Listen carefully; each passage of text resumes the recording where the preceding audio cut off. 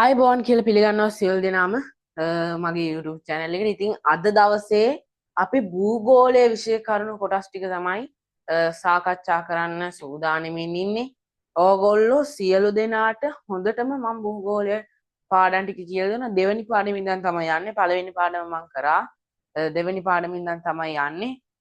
ඉතින් එහෙනම් අපි යම් භූගෝලය කියන විෂය එහෙනම් මේ AM education.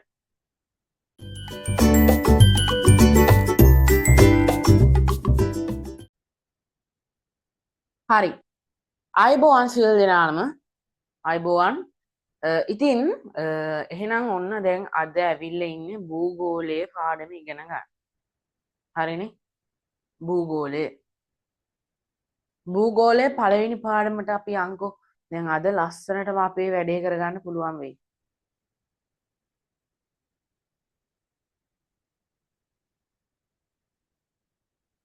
හරි.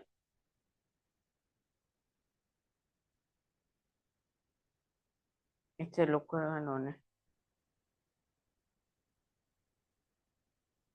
හරි. මොකද්ද පාඩම? ශ්‍රී ලංකාවේ අනන්‍යතාවය. ශ්‍රී ලංකාවේ අනන්‍යතාවය. මේ පාඩමෙන් පැහැදිලි වෙන්නේ ශ්‍රී ලංකාවේ භූගෝලීය සමාජීය අනන්‍යතාවය පිළිබඳව අධ්‍යයනය කිරීම මෙම පරිච්ඡේදයේ අරමුණ වෙනවා. හරි. දැන් යම්කෝ භූගෝලීය අනන්‍යතාවය ඔන්න මේ මෙතන ඔයාලට ලොකු සිතියමක් වගේ එකක් දීලා තිනවා. ඔතන තමයි තියෙන්නේ ශ්‍රී ලංකාවේ භූගෝලීය අනන්‍යතාවය. ශ්‍රී ලංකාවේ තුල අයිති භූගෝලීය අනන්‍යතාවය තමයි ඔතන තියෙන්නේ. ශ්‍රී ලංකාවේ පිහිටීම. ශ්‍රී ලංකාව කොතනද තියෙන්නේ? ඕන් මෙදී. හරි.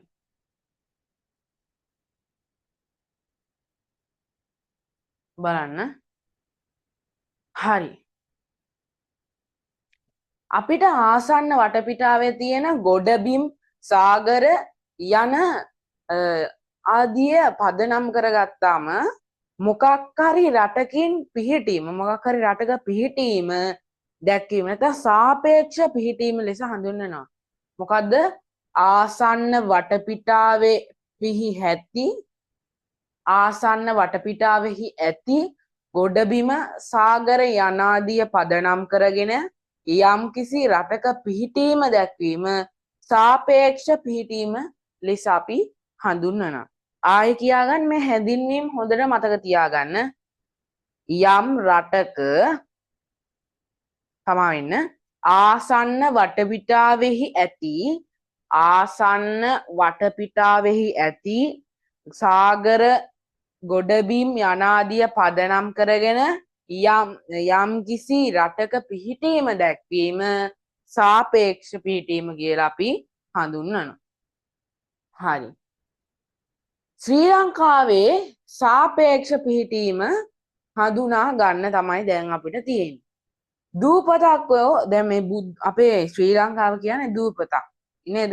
ඉන්දියන් සාගරයේ ඉන්දීය උපමහද්වීපයක් ආසන්නයේ තමයි මේ ඉන්දියාවේ වෙන්ව පිහිටා තියෙනවා. ඒ කියන්නේ අපේ රට ඉන්දියාවට සම්බන්ධ නැහැ. ඉන්දියාවෙන් වෙන්ව තමයි පිහිටලා තියෙන්නේ. හරි. ශ්‍රී ලංකාව හැරුණට පස්සේ ඉන්දියාවේ සාගරය තුල පිහිටා තියෙන තවත් දූපතක් ලෙස මාලදිවයින, අන්දමන් දූපත්, නිකෝබාර් දූපත්, ලක්ෂදීප දූපත් හැඳින්වෙනවා. මොන දූපත්ද? මාලදිවයින,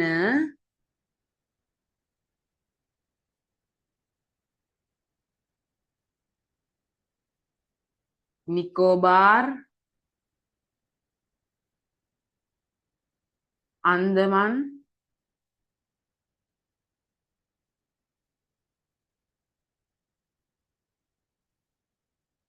මාලදිවයින, අන්දමන් දූපත, නිකෝබාර් දූපත, ලක්ෂදිවයින නෑ ලක්ෂදීපය.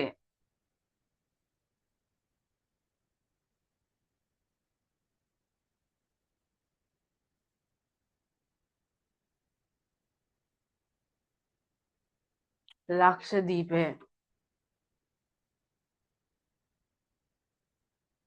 මෙහෙනම් අපේ රට ගත්තයින් පස්සේ ඉන්දියාවේ දූපත් මොනවද? එතකොට මෙතනට අපේ රටත් අයිති වෙනවා.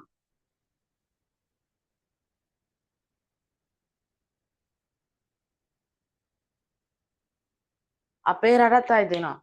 මොනවාද ඉන්දියාවේ දූපත්? ශ්‍රී ලංකාව, මාලදිවයින, නිකෝබාර්, අන්දමන්, ලක්ෂදීප. තේරුණාද? මොනවාද? ශ්‍රී ලංකාව, මාලදිවයින, නිකෝබාර්, අන්දමන්, ලක්ෂදීප. අපි පහක් ඉගෙන ගත්තා ඉන්දියාවේ දූපත්. අපේ රටත් සමග ශ්‍රී ලංකාව, මාලදිවයින, අන්දමන් දූපත, නිකෝබාර් දූපත සහ ලක්ෂදීප දූපත.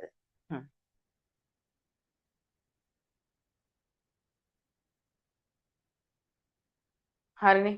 හරි. හරි. ඔන්න දැන් අපි දූපත් ටිකක් බැලුවා. හරි. ශ්‍රී ලංකාව සාපේක්ෂ පිහිටීම. ශ්‍රී ලංකාවේ සාපේක්ෂ පිහිටීම. මොකද්ද මේ ශ්‍රී ලංකාවේ සාපේක්ෂ පිහිටීම කියලා කියන්නේ? අපි බලමු. බලන්නකෝ. එහෙනම් මෙන්න මෙහෙම තමයි එන්නේ. ඔහොම ඉන්න.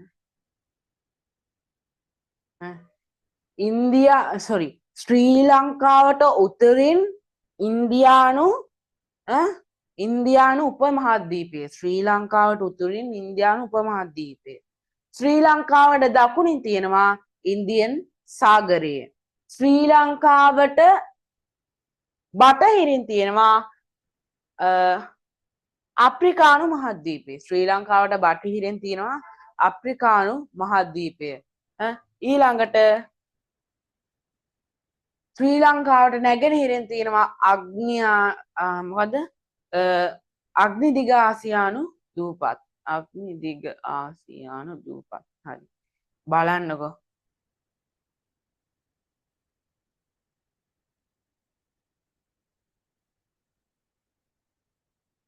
හරි. හොඳට අහගෙන ඉන්නකො මොකද්ද? මේ ශ්‍රී ලංකාව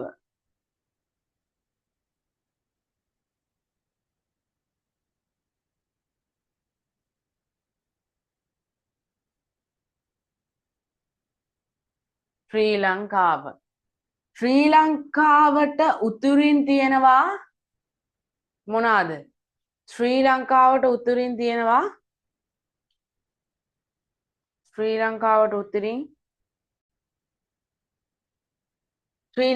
උතුරින් තියෙනවා මොකද්ද?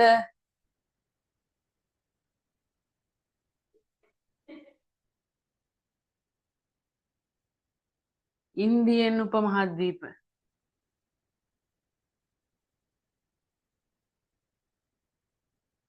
ඉන්දියන් උපමහද්වීපය. දකුණින් තියෙනවා මොනවාද? ඉන්දියන් සාගරය.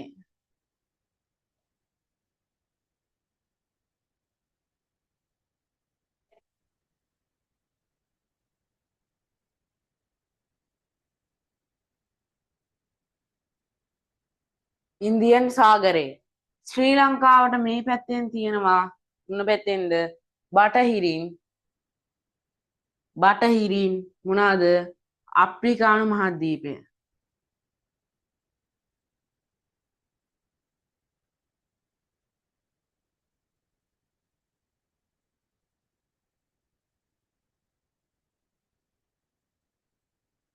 අප්‍රිකා මහද්වීපය. ඕකේ.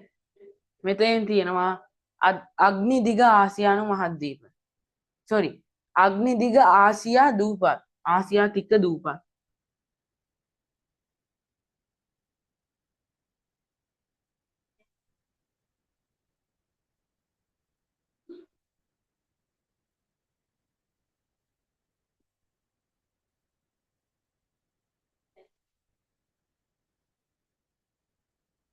ශ්‍රී ලංකාවට උතුරෙන් ඉන්දියන් උපමහද්වීපය, දකුණු හිරින් තමයි ඉන්නේ. දකුණින් ඉන්දියන් සාගරය, බටහිරින් අප්‍රිකා මහද්වීපය, නැගෙනහිරින් අග්නිදිග ආසියාතික දූපත්. අග්නිදිග ආසියාතික දූපත්. හරිනේ. ශ්‍රී ලංකාවේ තියෙන පිහිටීම තමයි මේ. තේරුණාද? ඉන්දියා මේ අපේ ශ්‍රී ලංකාවේ තියෙන පිහිටීම. හරි. එහෙනම් බලන්න මේ අභ්‍යාසය ශ්‍රී ලංකාවට උතුරින් ඉන්දියන් උපමහද්වීපය, දකුණින් ඉන්දියන් සාගරය, නැගෙනහිරින් මොකක්ද අග්නිදිග ආසියාතික දූපත්, බටහිරින් අප්‍රිකානු මහද්වීපයත් පිහිටා තිබේ. පිහිටා ඇත. ශ්‍රී ලංකාවේ හරි ඒක අපි බැලුවා.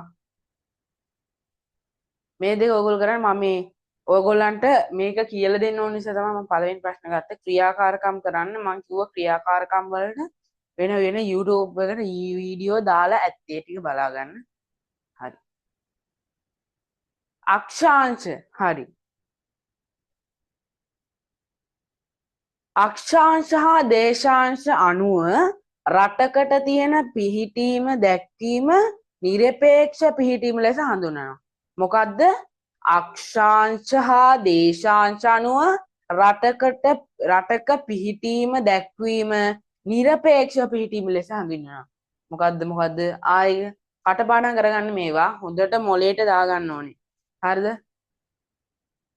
අක්ෂාංශ හා දේශාංශ අනුව රටක පිහිටීම දැක්වීම නිරපේක්ෂ පිහිටීම ලෙස හැඳින්වෙනවා. අක්ෂාංශ හා දේශාංශ අනුව රටක පිහිටීම දැක්වීම නිරපේක්ෂ පිහිටීම ලෙස හැඳින්වෙනවා. හරිනේ? හරි.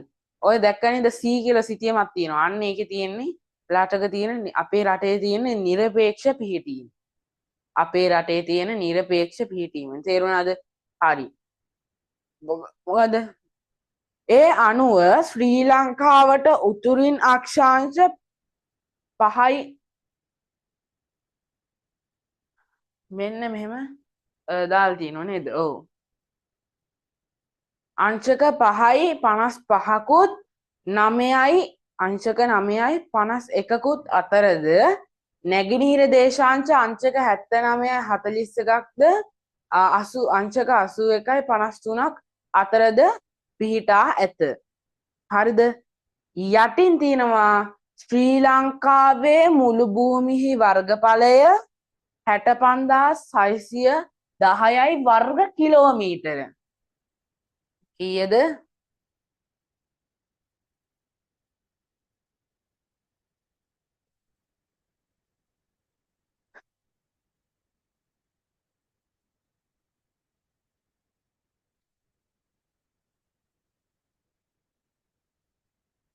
ශ්‍රී ලංකාවේ මුළු භූමියේ වර්ග ප්‍රමාණය 65610යි වර්ග කිලෝමීටර. හරිනේ? වර්ග කිලෝමීටර.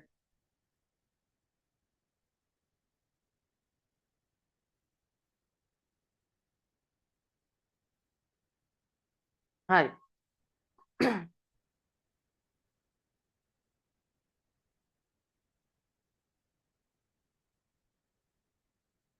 මේ තියෙන්නේ භූමියක තවත් අනන්‍යතාවයක්. ශ්‍රී ලංකාවට අනන්‍ය වූ දේශ සීමාවක් සහ මුහුදු සීමාවක්ද පවතිනවා.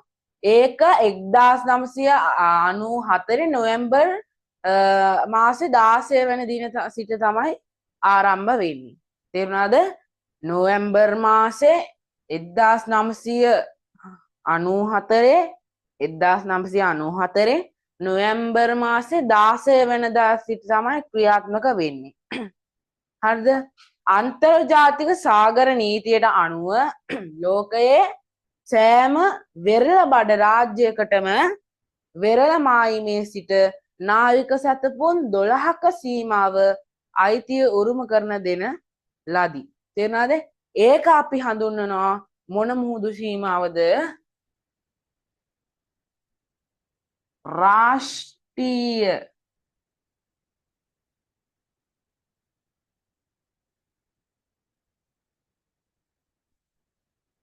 රාෂ්ට්‍රීය මුහුදු සීමාව. ඕකේ? හරි. රාෂ්ට්‍රීය මුහුදු සීමාව. හරිද? 1994 නොවැම්බර් 16 වන දින අන්තර්ජාතික සාගර නීතියට අනුව වෙරළබඩ රාජ්‍ය නේද? වෙරළබඩ රාජ්‍යකටම වෙරළ මායිමේ සිට නාවික සතුන් 12ක්. නාවික සැතපුම් 12ක දුරක් වෙරළ මායිමේ සිට නාවික සැතපුම් 12ක තුරක් අයිතිය උරුම කරලා දෙනවා.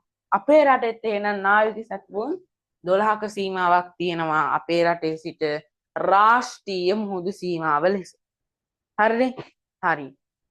ඊට පිටතින් යාබද මුහුදු සීමාවක් හා අනන්‍ය ආර්ථික කලාපය පිහිටා තියෙනවා. රාෂ්ට්‍රීය මුහුදු සීමාවෙන් පස්සේ යාබද මුහුදු සීමාවක් සහ අනන්‍ය ආර්ථික මුහුදු කලාපය තියෙනවා. ඔයාට ඒක මෙන්න මෙතනින් ගන්න පුළුවන්. මේ තියෙන්නේ මම පොඩ්ඩක් මේක ලොකු කරන්න.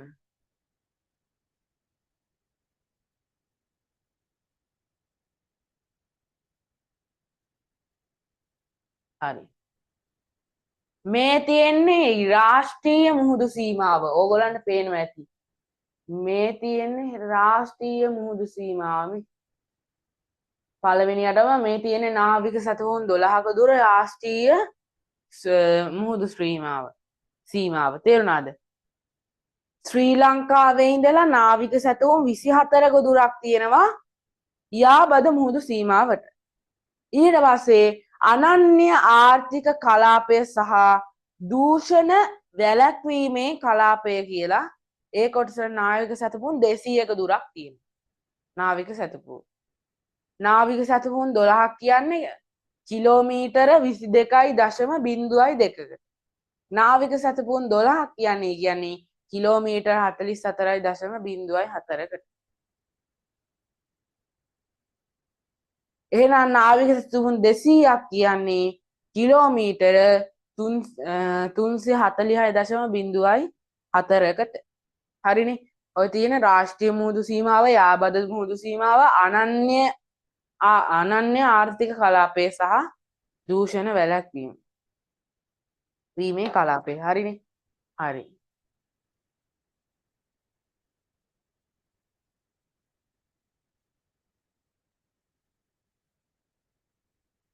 මම ලොකු කරේ ඒක පෙන්නන්න. හරි.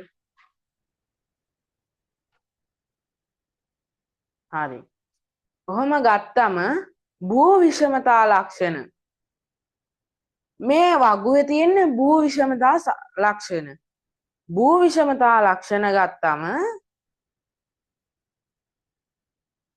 බලන්න ශ්‍රී ලංකා කුඩා දූපතක් වුවද ඉතා සුවිශේෂී වූ භූ විෂමතාවකින් යුක්ත වෙනවා. රට මධ්‍යයේ පිහිටි කඳුකරය ඒවා පිහිටි අභ්‍යන්තර තැනිතලාව හා වෙරළබඩ තැනිතලාව දිවයිනේ ප්‍රධාන භූ විෂමතා කලාප 3යි. මොනවාද? දිවයිනේ තියෙනවා අපේ රටේ තියෙනවා ප්‍රධාන භූ විෂමතා කලාප 3ක්.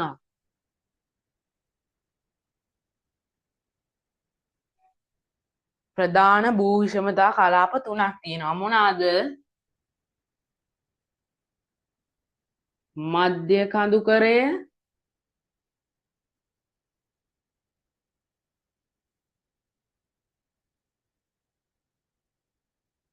අභ්‍යන්තර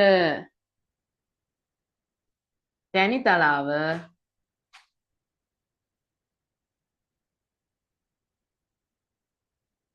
මධ්‍ය කඳුකරය, අභ්‍යන්තර තැනිතලාව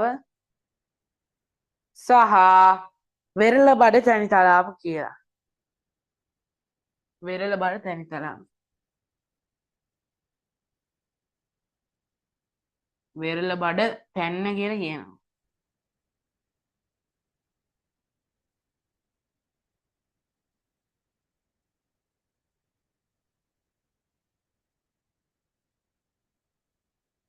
මේක පොඩ්ඩක් හරිනේ මේ දුරස් වැඩි ගණන් ගන්න එපා. කොටස් 3යි එහෙනම් මොනවාද කොටස් 3? මධ්‍යම කඳුකරය, අභ්‍යන්තර තැන් තලාව සහ වෙරළ බඩ තැන් තලාව. නැත්නම් වෙරළ බඩ තැන්. ඔන්න. එහෙනම් ප්‍රධාන කොටස් 3යි.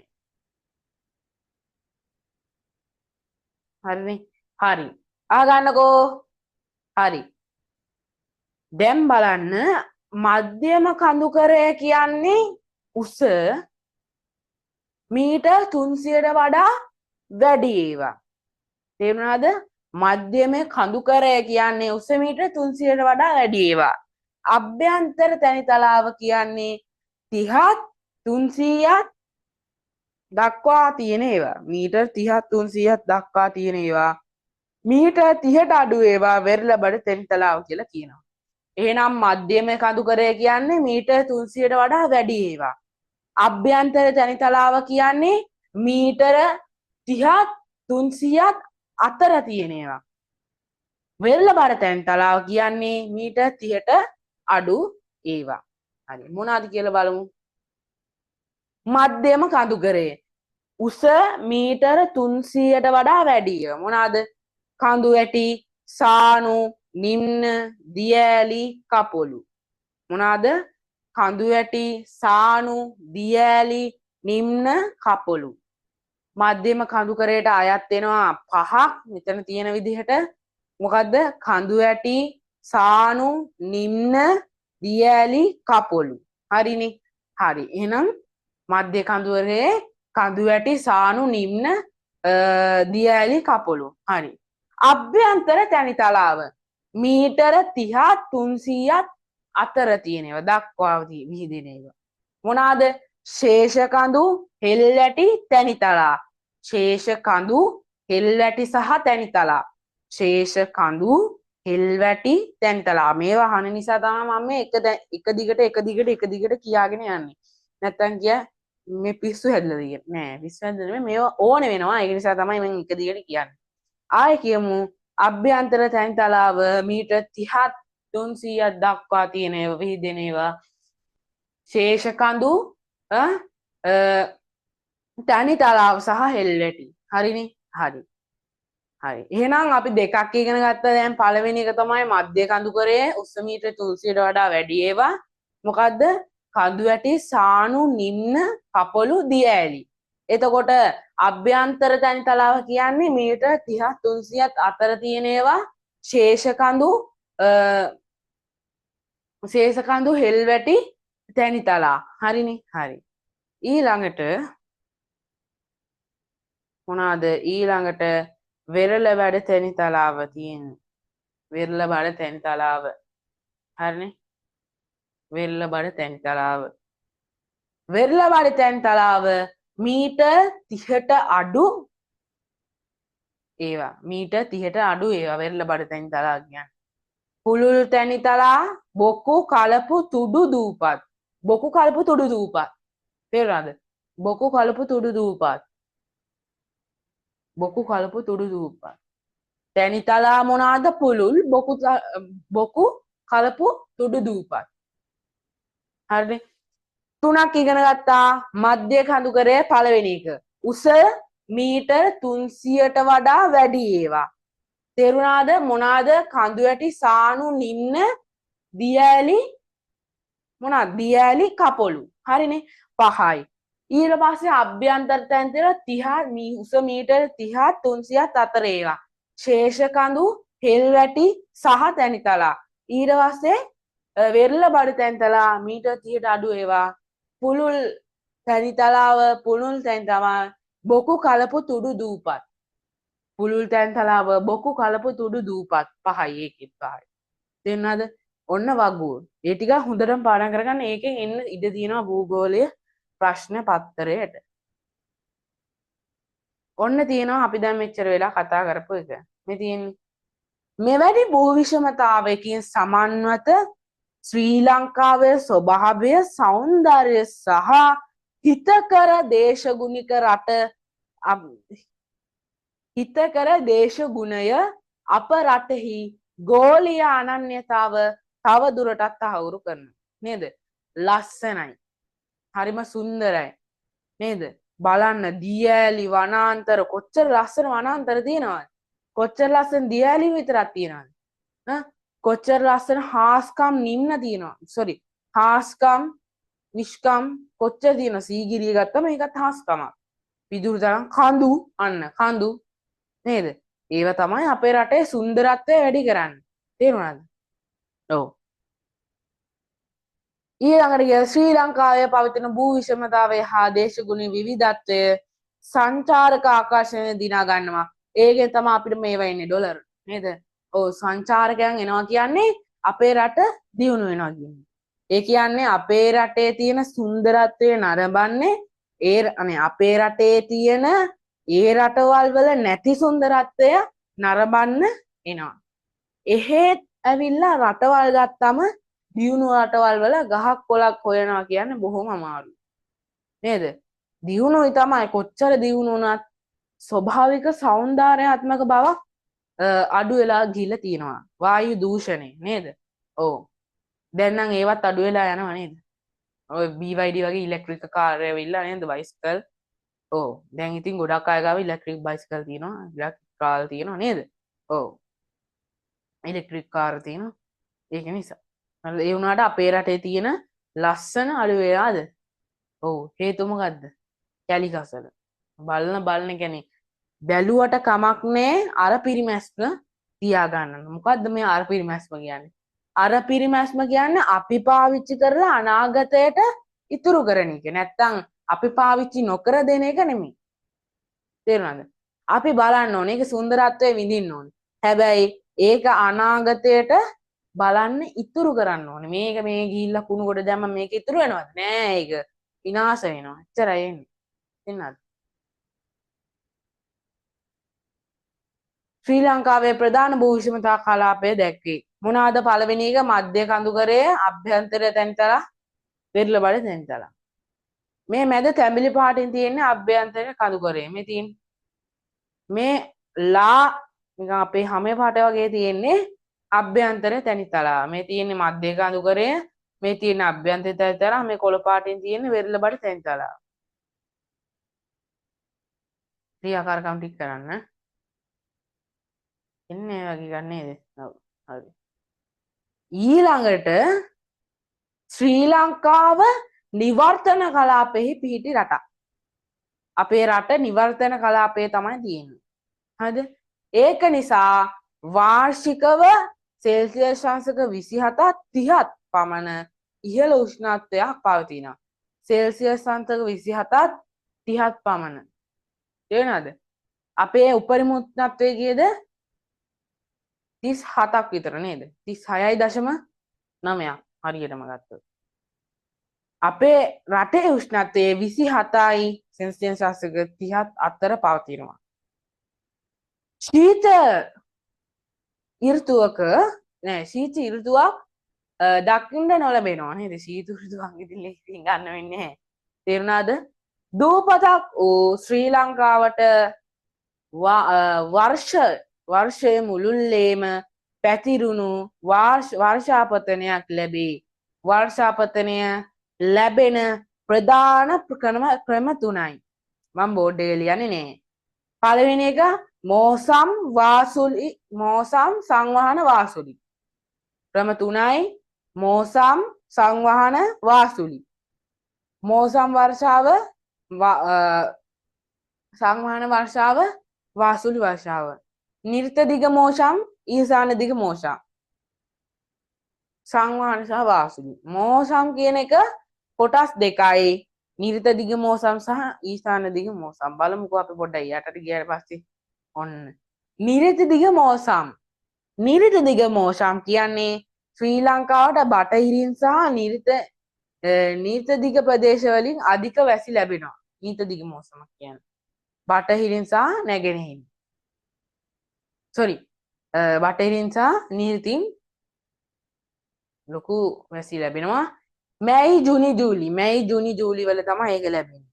ඊසාන දිග මෝසම් ශ්‍රී ලංකාව උතුරින් සහ නැගෙනහිරින් උතුරු නැගෙනහිර සහ ඊසාන ප්‍රදේශවලින් අධික වැසි ලැබෙනවා. ඒක ඊසානදී මෝසම් නොවැම්බර් දෙසැම්බර් ජනවාරි කියන කාල සීමාව තුල. ඒ කියන්නේ මේ කාලය තුල.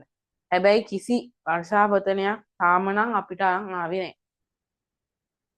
සංවහන වර්ෂාව හරි ගිගුරුම් සහිත වැසි සංවහන වර්ෂාව කියන්නේ ගිගුරුම් සහිත වැසි දෙනවා. වර්ෂය මුළුල්ලේම ක්‍රියාත්මක වන මෙය මෝසම් ක්‍රියාවලිය ප්‍රබල වන විට යටපත් වේ. මෝසම් වර්ෂාව ප්‍රබල වෙන විට තමයි මේක නැතනේ. මේක වැඩිපුර තියෙන මාර්තු අප්‍රේල් සැප්තැම්බර් ඔක්තෝබර්. මාර්තු අප්‍රේල් සැප්තැම්බර් ඔක්තෝබර්. වාසුලි කියන්නේ සුළං සහිත තදවැසි. සුළං සහිත තදවැසි බෙන්ගාල බොක්ක ප්‍රදේශයෙන් හටගන්නා වායු කැළඹීමෙන් තමයි වාසුලි වැස්ස එන්නේ. October November December. තේරුණාද?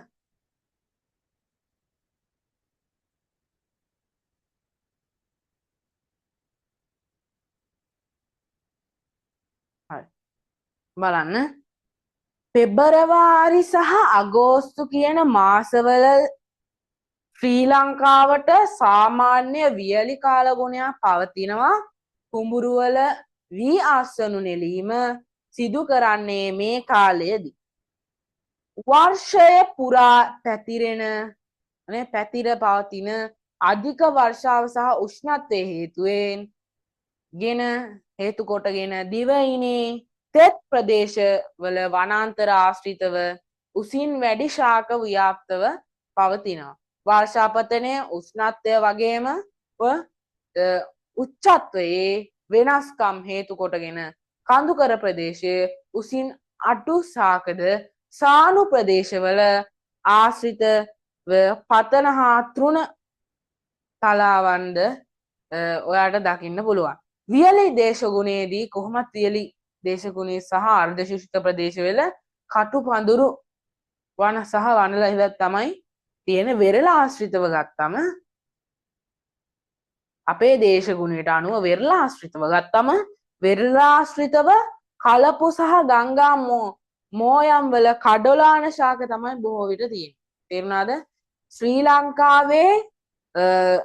ශ්‍රී ලංකාවේ වෙරළ ආශ්‍රිත ප්‍රදේශවල සිට රට තුලට ගමන් කරන සංචාරයකට කිලෝමීටර 70ක් වැනි කෙටි දුරක්දී භූ විෂමතාවය හා දේශගුණික හා වන වනවැස්මේදී විවිධ දැකගත හැකි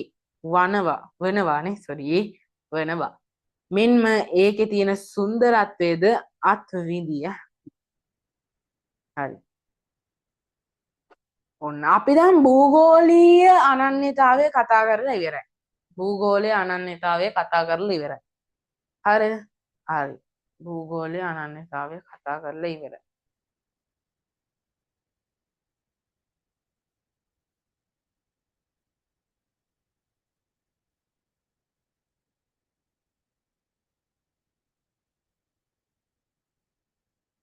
හරි.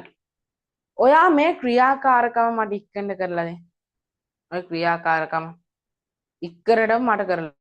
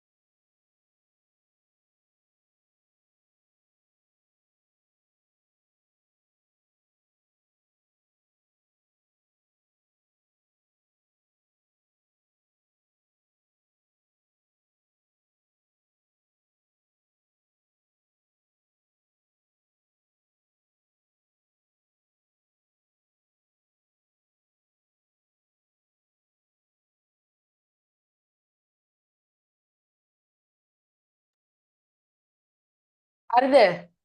හරිනේ? කට්ටිය හරි. ශ්‍රී ලංකාව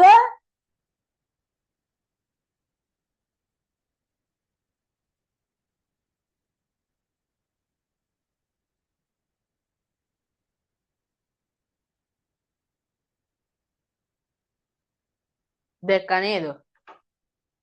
උඩ තියෙන ඡේදෙම තමයි දීලා තියෙන්නේ. ශ්‍රී ලංකාව නිවර්තන කියන උත්තරේ තමයි උතන්ට එන්න ඕනේ. කලාපයේ පිහිටි රටකි එබැවින් හිස්තැනක්ක පමණ ඉහළ උෂ්ණත්වයක් පවතී. සෙල්සියස් අංශක 27ත් 30ක පමණ උෂ්ණත්වයක් පවතී. වර්ෂය මුලින්ම වාගේ සංවහන මෝසම් වාසුඩි යන ක්‍රමවලට වර්ෂාපතන ලැබීමද විශේෂයකි. වර්ෂාපතනය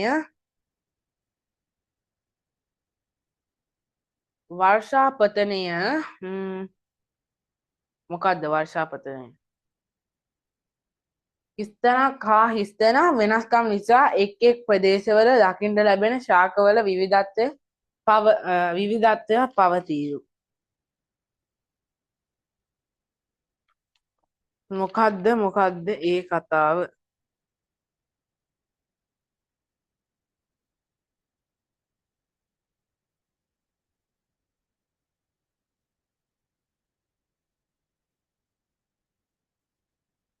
උෂ්ණත්වය හා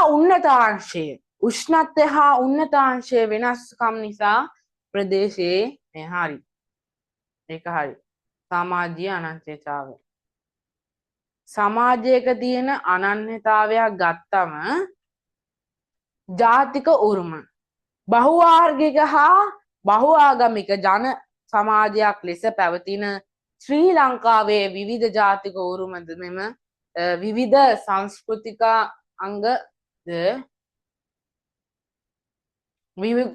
සංස්කෘතිකාංගද දකින්නට ලැබී. ජාතික උරුම මගින්ද රටක් අනන්‍යතාවය විදහා දැක්වීම ජාතික උරුම සඳහා දැක්කෙන පරිදි වෙන්වෙන් කරගත හැකිය. හරි. බලමුකෝ. ජාතික උරුම කොටස් දෙකයි ස්පෘශ්‍ය උරුම සහ අස්පෘශ්‍ය උරුම කියලා. ස්පෘශ්‍ය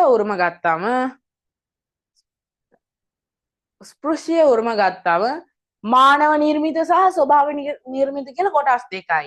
ඒකෙනුත් මානව නිර්මිත ගත්තම ආගමික මධ්‍යස්ථානය සහ වෙනත් කියලා කොටස් දෙකයි. බලන්න ආගමික ස්ථාන ගත්තම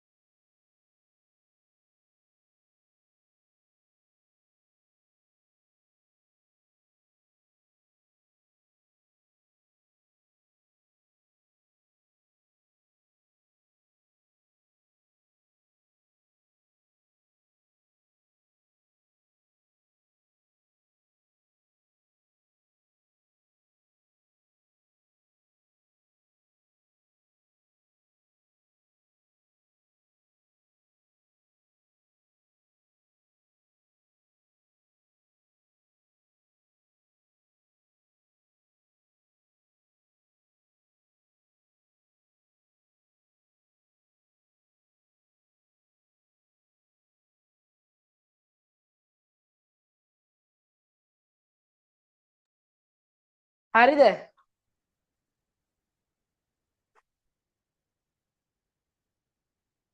එහෙනයි.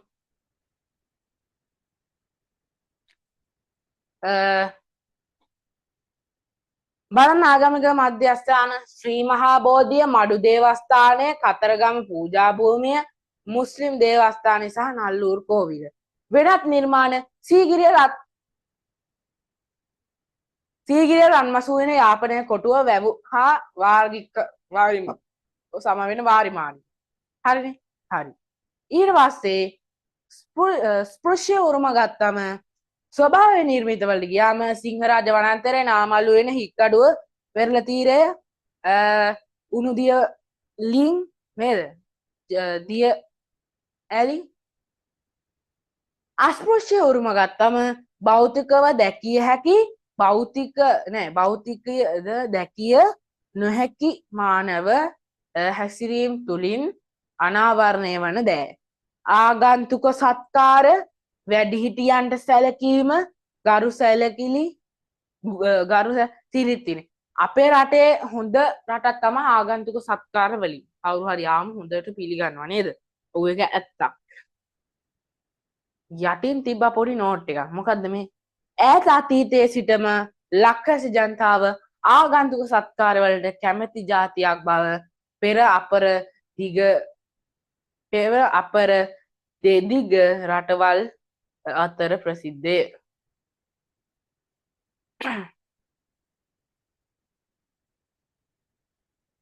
ඔන්න තියෙනවා සිටියම හරි. ලෝක උරුම අපි සර ජාතික උරුම. ශ්‍රී ලංකා සතු ජාතික උරුමයන්ගේ සුවිශේෂී බව නිසාම ඇතම් ජාතික උරුම ජාත්‍යන්තර වශයෙන් ලෝක උරුම ලෙස පිළිගන්න ඇත. එබැවින් ගෝලීය වශයෙන් ද සුවිශේෂී වූ අනන්‍යතාවයක් ශ්‍රී ලංකාවට හිමිව තිබේ. විදේශීය සංචාරක ආකර්ෂණය දිනාගෙන ඇති ශ්‍රී ලංකාව පෙරදිග රටවල් අතර සංචාරක සංචාරක කේන්ද්‍රයක් මෙන්ම ගමනාන්තයක් බවට පත්ව ඇත. මෙම ලෝක උරුම මානව නිර්මිත හා ස්වභාව නිර්මිත වශයෙන් බෙදා තියෙනවා. ලෝක උරුම ගත්තම අපේ ලෝක උරුම වැඩිපුරම මානව නිර්මිත තියෙන්නේ. මානව නිර්මිත ලෝක උරුම කීයක්ද තියෙනවද අපේ? 6ක් තියෙනවා. මහනුවර පූජා නගරය එක තමයි මහනුවර පූජා නගරය, 2 සීගිරිය, 3 දඹුලු විහාරය, 4 පොළොන්නරුව පැරණි නගරය, 5 ගාලු කොටුව, 6 අනුරාධපුර පූජා නගරය. ස්වභාවික නිර්මිත එකයි තියෙන්නේ. ඒක තමයි 7 වෙනි එක සිංහරාජ වනාන්තරය. හරි. ඊළඟට ආදිවාසී ජනතාව. ආදිවාසී ඔන්න ඕක එන්න පුළුවන් සමහර විට පේපර් වලට. කොහෙද ජීවත් වෙන්නේ ආදිවාසී ජනතාව තේරුණාද? කොහෙද ජීවත් වෙන්නේ? ඒ වගේ දේවල් එන්න පුළුවන්. ශ්‍රී ලංකාවේ සමාජීය අනන්‍යතාවය පිළිබඳව සලකා බැලීමේදී විවිධ ප්‍රදේශවල ජීවත් වන ආදිවාසීන් අපේ රටේ සුවිශේෂී වෙනවා. ඔන්න කියවෙනවා මහියංගනය, දඹාන,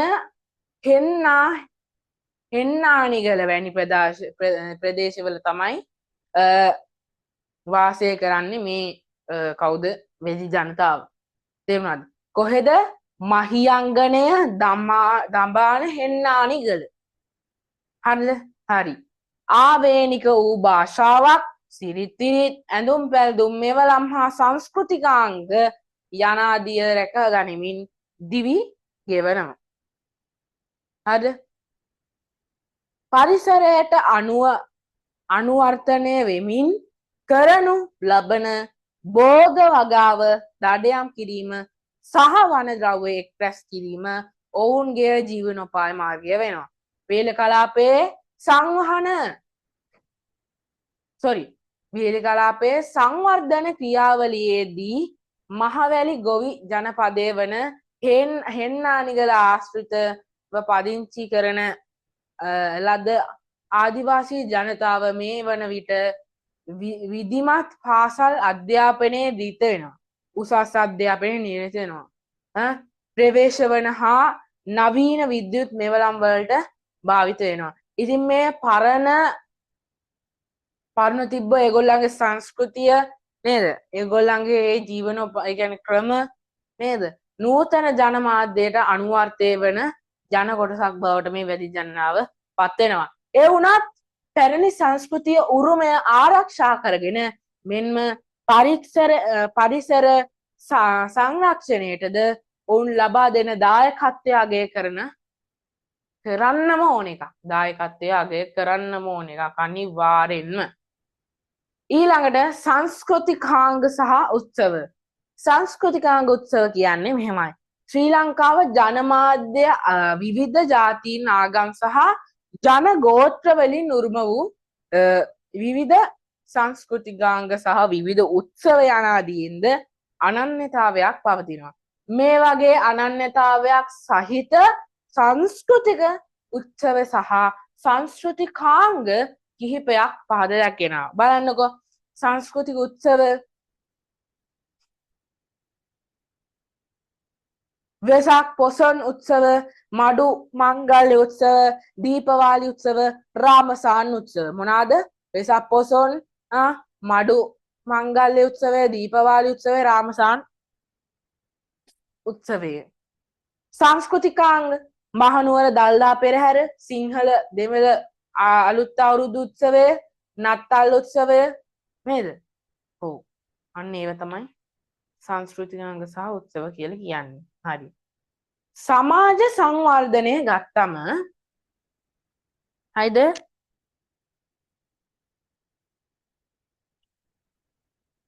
සමාජ සංවර්ධනය ගත්තම හරිද? ශ්‍රී ලංකාව දකුණු ආසියානු කලාපයට අයත් රටක් වුණා. මෙම කලාපයේ රටවල් අතර ඉහළ සමාජීය වර්ධනයක් ඇති රටක් ලෙසද ශ්‍රී ලංකාව හඳුනාගෙන තියෙනවා. හරි බලන්නකෝ මේ වගුව පොඩ්ඩක්. ශ්‍රී ලංකාව බලන්න ආයු අපේක්ෂාව හරිද?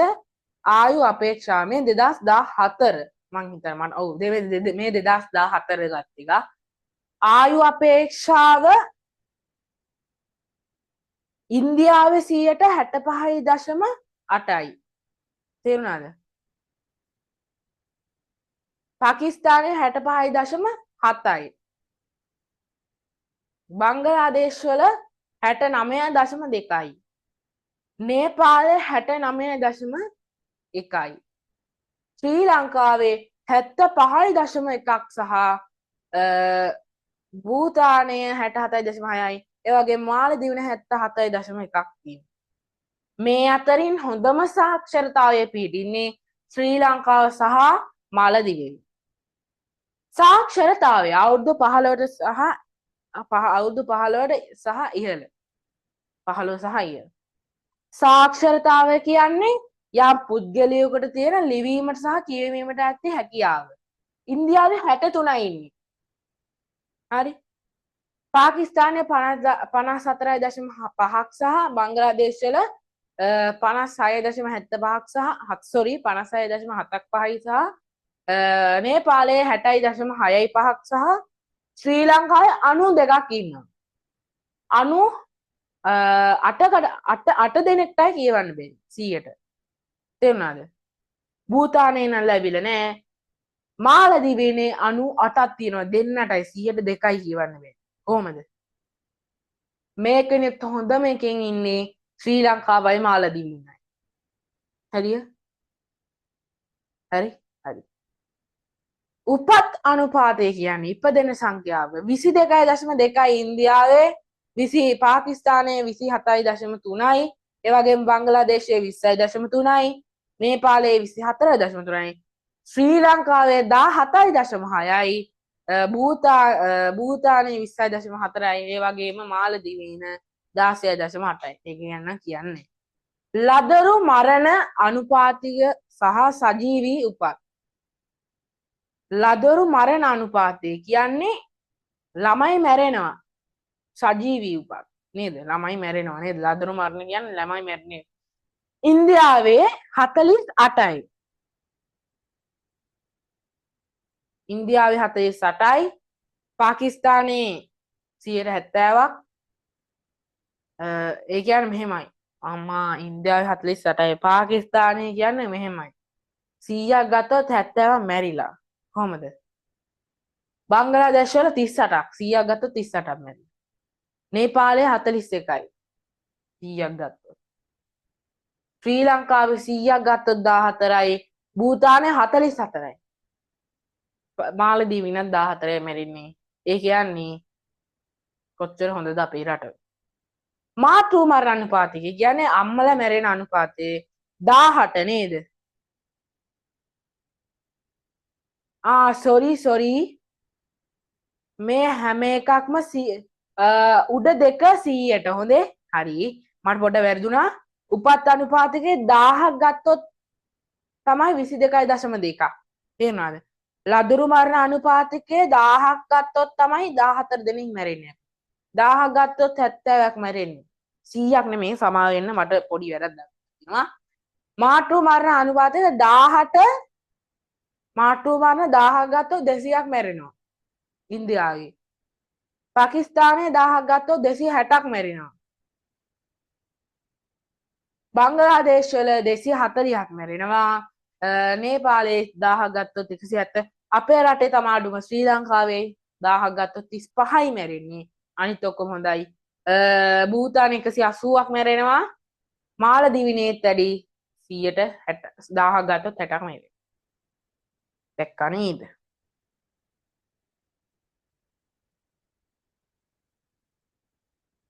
බලන්නකෝ. පෝෂ්‍යදායී ආහාර වේලක් ලබා ගත හැකි වීම. ලෙඩ රෝගවලට ඔරොත්තු දෙනවා. නේද? කායික හා මානසික පෝෂණය වැඩි වෙනවා. ආයු අපේක්ෂාව වැඩි වෙනවා. අපේ රටේ තියෙන එකම එක. ආයු අපේක්ෂාව වැඩි වෙනවා. හොඳ පෝෂ්‍යදායී ආහාර වේලක් ගන්න වස්සේ නැතුව. ඔය බර්ගර් කියයි හොට් ඩොග් කියයි අරකින් කියයි මේකින් කියයි නේද? එහෙම නෙමෙයි. අපි ගන්න ඕනේ පෝෂ්‍යදායී ආහාර වේල. වෛද්‍ය හා සෞඛ්‍ය ශාස්ත්‍රයේ පහසුකම් වැඩි දියුණු වීම. ආයු අපේක්ෂාව වැඩි වෙනවා. ලදරු මරණ අඩු වෙනවා. මාතෘ මරණ. ඒ කියන්නේ වෛද්‍ය හා සෞඛ්‍ය ශාස්ත්‍රයේ පහසුකම් වැඩි දියුණු. පහසුකම් උපරිම නෑ. හැබැයි නොලෙජ් එක තියෙනවා. තේරුණාද? අන්න ඒක තමයි හේතුව.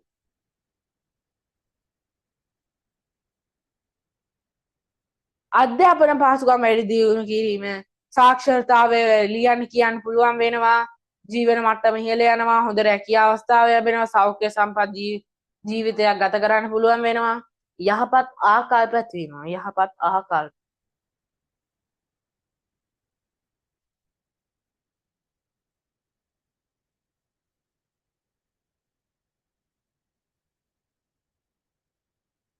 මේ මොකුත් නැද්ද මේ වගේ? නෑනේ. හරි. ඉවරයි. හරි. එහෙනම් ඔන්න අපි භූගෝලයේ දෙවනි පාඩම ලස්සනට කරලා ඉවර කරා. ලස්සනටම කරලා ඉවර කරා. භූගෝලයේ දෙවනි පාඩම. එහෙනම් ඔන්න දැන් අපි යන්න කියන්න හදන්නේ. අපි ටික ලස්සනට එකතු වෙලා ලස්සනට පාඩම කරගෙන ගියා. නේද? ඔව්. අපි ටික යන්න කියන්න හදන්නේ. හරි. එහෙනම් අදට ගිහිල්ලා එන්න අනිවාර්යයෙන්ම ඕගොල්ලන්ට ලස්සන පාඩමක් ආයෙමත් අරන් එන්න. සියලු දෙනාටම ආයුබෝවන් කියලා ප්‍රාර්ථනා කරනවා. ආයුබෝවන් කියනවා. ප්‍රාර්ථනා කරන්නේ මොකද්ද? මේ නිවාඩු මාසය හොඳින් ගෙවෙන්න කියලා. එහෙනම් සියලු දෙනාටම ආයුබෝවන්. මේ AM education ඕගොල්ලෝ සියලු දෙනාටම සුබ දවසක්.